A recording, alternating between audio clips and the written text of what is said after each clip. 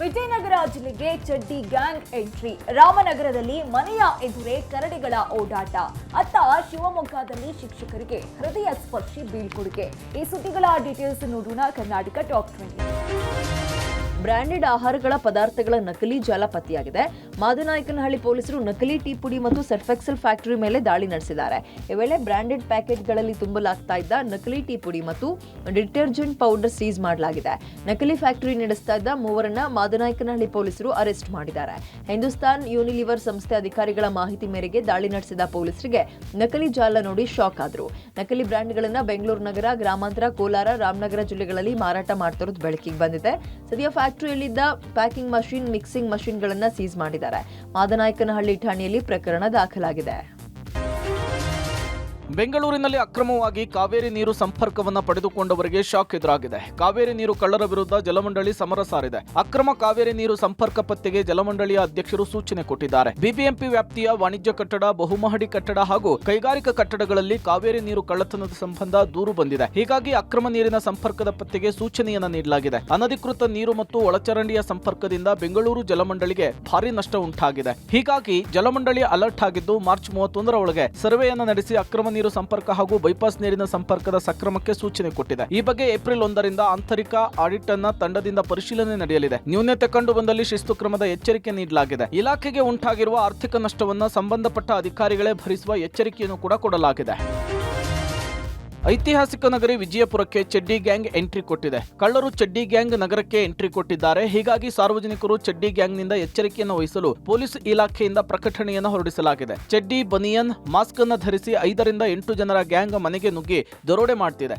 ಮನೆಯಲ್ಲಿ ಯಾರೂ ಇಲ್ಲದನ್ನ ಗಮನಿಸಿ ಮನೆಗೆ ನುಗ್ಗಿ ಮನೆಯಲ್ಲಿರೋದನ್ನೆಲ್ಲ ದೋಚುತ್ತಾ ಇದೆ. ಹೀಗಾಗಿ ಜನರು ಊರುಗಳಿಗೆ ತೆರಳುವಾಗ ಬಂಗಾರ, ಬೆಳ್ಳಿ ಸೇರಿದಂತೆ ಬೆಲೆ ಬಾಳುವಂತಹ ವಸ್ತುಗಳನ್ನು ಕೊಂಡೊಯ್ಯಲು ಸಾರ್ವಜನಿಕರಿಗೆ ಪೊಲೀಸ್ ಇಲಾಖೆ ಸೂಚಿಸಿದೆ. ಅಲ್ಲದೆ ಚಡ್ಡಿ ಗ್ಯಾಂಗ್ ವೇಷಭೂಷಣದಂತೆ ಯಾರಾದರೂ ಅನುಮಾನಾಸ್ಪದವಾಗಿ ಕಂಡು ಬಂದ್ರೆ ಪೊಲೀಸ್ ಕಂಟ್ರೋಲ್ ರೂಮ್ಗೆ ಕರೆ ಮಾಡಲಿಕ್ಕೆ ಪೊಲೀಸ್ ಇಲಾಖೆ ಮನವಿ ಮಾಡಿದೆ. ನಗರದ ಗಲ್ಲಿಗಳಲ್ಲೂ ಕೂಡ ಆಟೋ ಮೂಲಕ ಪೊಲೀಸರು ಪ್ರಕಟಣೆ ಹೊರಡಿಸಿದ್ದು 112ಕ್ಕೆ ಕರೆ ಮಾಡಲಿಕ್ಕೆ ಪೊಲೀಸರು ಮನವಿ ಮಾಡಿದ್ದಾರೆ.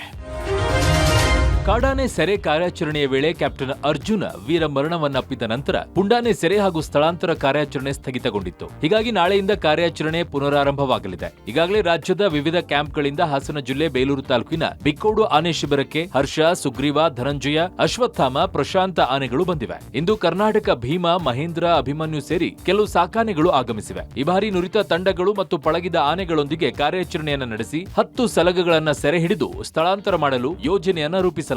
ಕ್ಯಾಪ್ಟನ್ ಅರ್ಜುನ ವೀರ ಮರಣ ಹೊಂದಿದ ವೇಳೆ ಆಕ್ರೋಶಗೊಂಡಿದ್ದ ಮಾವುತರು ಅರ್ಜುನನ ಕೊಂದ ಕಾಡಾನೆಯನ್ನ ಸೆರೆ ಹಿಡಿದೇ ತೀರ್ತೀವಿ ಅಂತ ಶಪಥ ಮಾಡಿದ್ರು.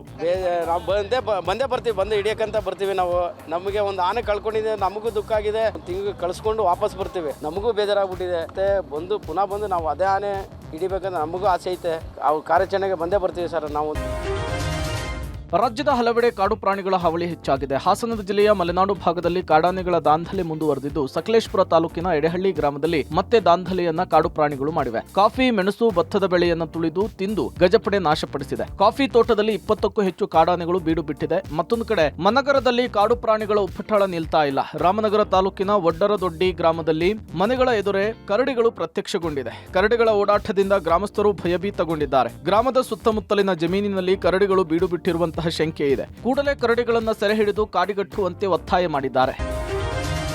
ಗ್ರಾಮದಲ್ಲಿ 16 ವರ್ಷ ಸೇವೆ ಸಲ್ಲಿಸಿ ವರ್ಗಾವಣೆಗೊಂಡ ಸರ್ಕಾರಿ ಶಾಲೆಯ ಶಿಕ್ಷಕರೊಬ್ಬರಿಗೆ ಹೃದಯಸ್ಪರ್ಶಿ ಬೀಳ್ಕೊಡುಗೆಯನ್ನು ಕೊಡಲಾಗಿದೆ. ಶಿವಮೊಗ್ಗ ಜಿಲ್ಲೆಯ ಸಾಗರ ತಾಲೂಕಿನ ಒಳೂರು ಗ್ರಾಮದ ಶಾಲೆಯಲ್ಲಿ 16 ವರ್ಷದಿಂದ ಸಂತೋಷ್ ಅವರು ಶಿಕ್ಷಕರಾಗಿ ಸೇವೆ ಸಲ್ಲಿಸ್ತಾ ಇದ್ರು. ಇತ್ತೀಚೆಗೆ ಶಿಕ್ಷಕರಿಗೆ ಕುಂದಾಪುರದ ವರಾಹಿ ಶಾಲೆಗೆ ವರ್ಗಾವಣೆಯಾಗಿತ್ತು. ಹೀಗಾಗಿ ವರ್ಗಾವಣೆಗೊಂಡ ಶಿಕ್ಷಕರಿಗೆ ಪಲ್ಸರ್ ಬೈಕ್ ಅನ್ನು ನೀಡಿ ಬೀಳ್ಕೊಡುಗೆಯನ್ನ ಮಾಡಲಾಗಿದೆ. ಶಿಕ್ಷಕರಿಗೆ ಈ ಉಡುಗೊರೆಯನ್ನ ಕೊಡ್ಲಿಕ್ಕೆ ಒಂದು ಕಾರಣವಿದೆ. ಒಳೂರು ಗ್ರಾಮದ ಕಾಡಂಚಿನ ಗ್ರಾಮ.